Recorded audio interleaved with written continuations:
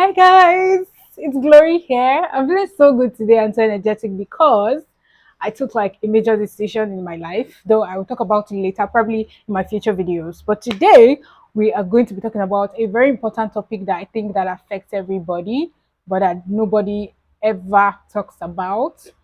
So we're talking about toxic workplace. Yes. All right. So imagine seeing a company on social media that's absolutely killing it. Their posts, their vibes, their success. All you want to do is be part of that. You apply and boom, you get the job. You think you are stepping into a dream opportunity, only to realize that the dream was just a carefully curated online facade. Let me tell you about the nightmare that followed. So when I joined, so I've worked with several companies and I'm going to just touch on many of the experiences I've had. So please, I'm not speaking about one company in particular. I'm speaking about all the companies I've touched or worked with in the past that I considered some of the workplaces toxic.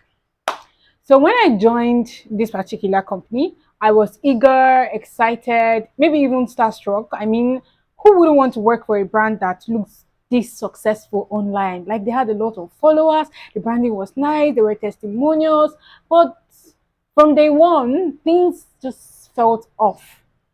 The onboarding process was intense, calls after hours, tasks piling up, as you're finishing one task, before you even finish one task, they're already adding another one, and it never ends. But I thought, okay, this is normal. They want me to hit the ground running. I didn't think much of it at first, but soon the little things started to bother me.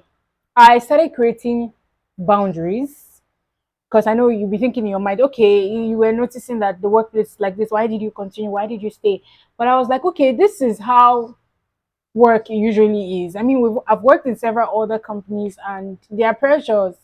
So I decided that, okay, I'm just going to start setting boundaries. So what I did was I stopped picking calls after hours, but then they're going to still ask me to do more work outside of office hours, even with everything I had, even with the boundaries I had supposedly set.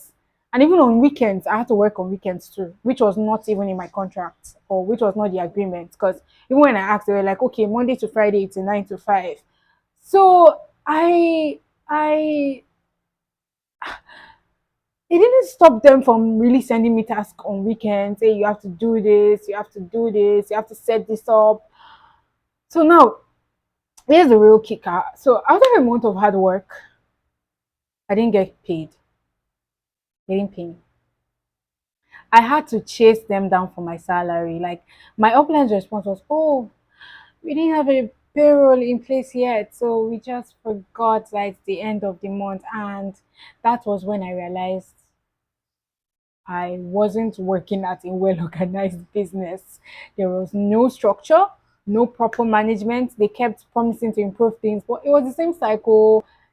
You start the structure, you break it, you start a new one, and then you increase the workload. And then I think then yeah, they gave me a contract, and I was going through this contract and I was looking at it and I was like, this contract only benefits you guys, only benefits the companies, the company, I mean. And there was this clause like, if you don't meet your KPI, you'll be penalized. And that if I was laid off, I wouldn't really get compensation for the work that I'd already done. It just didn't feel right. So like I was like, okay, I really love this workplace. I really love working there. So I was like, okay, maybe I should just let them have their way. But something just came to mind. I was like, okay, I should also always try to protect my interests too. So I had to like turn to someone who really understood business to go over the contract for me. And they confirmed what I just suspected. The contract was a terrible deal. It was a terrible deal.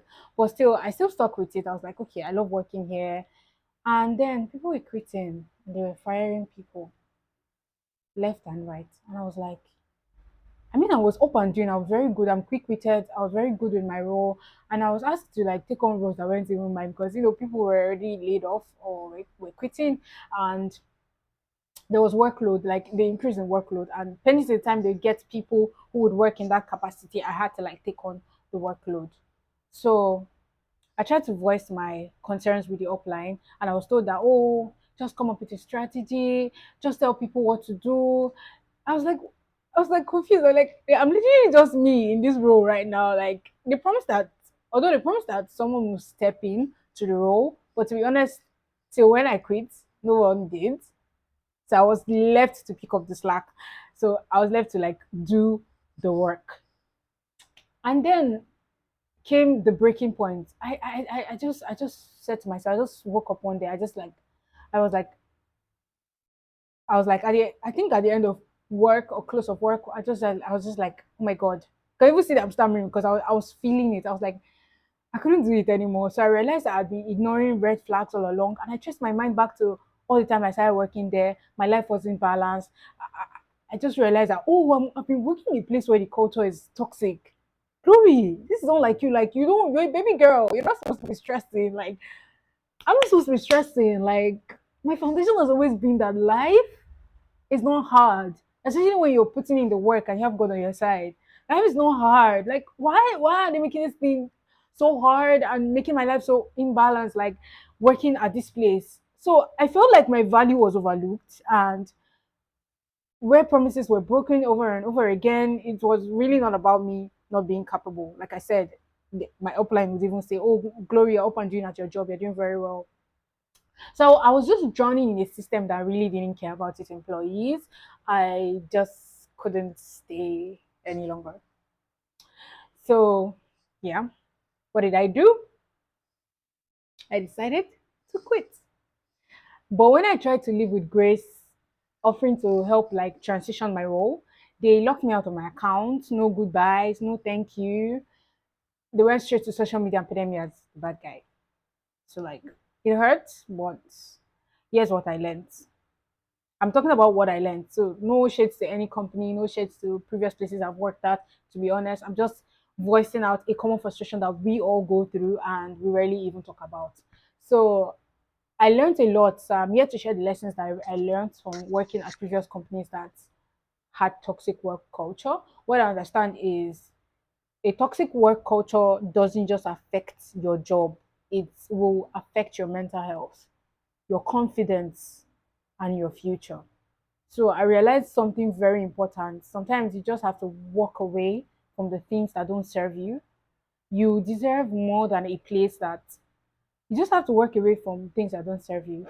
You deserve more than a place that doesn't value your work, that takes advantage of your time, and that doesn't care about your well being. Imagine working from 9 a.m. to like 10 p.m. because you have KPIs to meet.